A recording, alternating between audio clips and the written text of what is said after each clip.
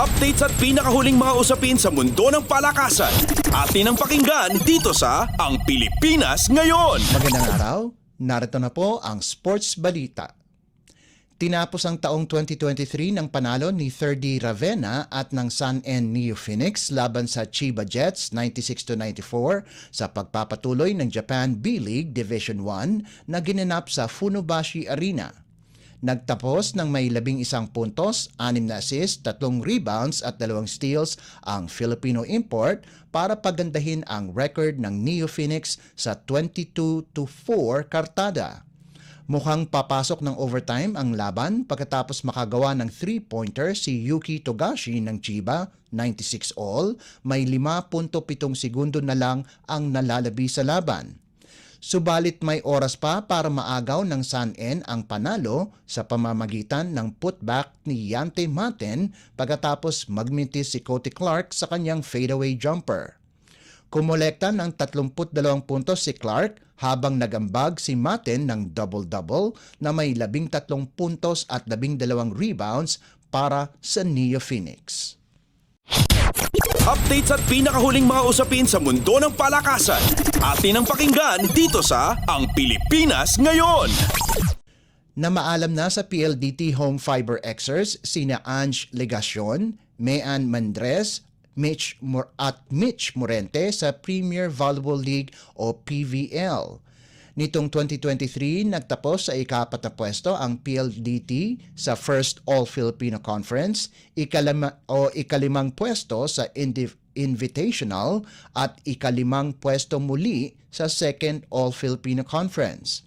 Kamakailan lamang ay lumipat na din si Ivy Lacsina sa NX-led Chameleons galing sa nawala ng F2 Logistics para makasama sina Danny Ravenna, Joe Maraginot, Critch Makaslang, Laicha Ebon at May Luna.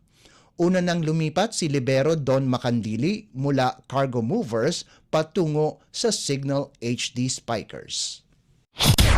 Updates at pinakahuling mga usapin sa mundo ng palakasan.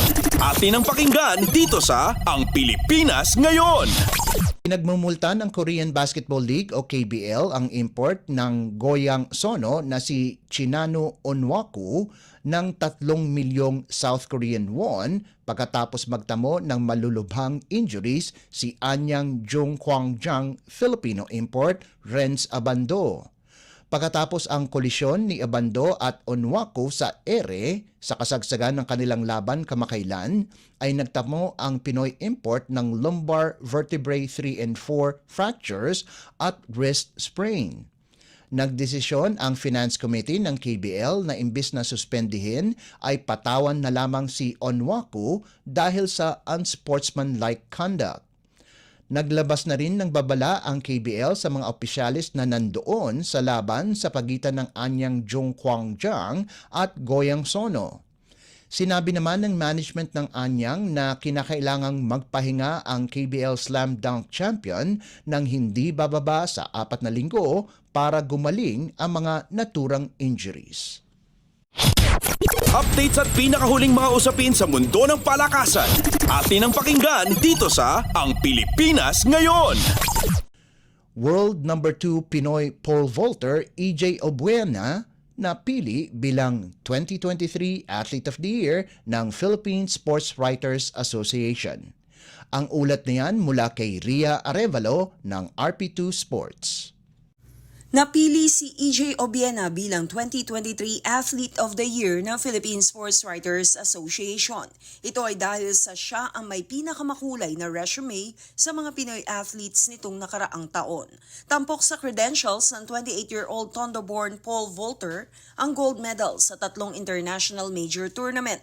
Nagpasiklab rin ito sa World Athletics Championships sa historic silver medal na kanyang nakamit, bukod pa sa naging unang Pinoy na napabilang sa Elite 6-meter club bago tinapos ang taon bilang number 2 ranked pole vaulter sa mundo.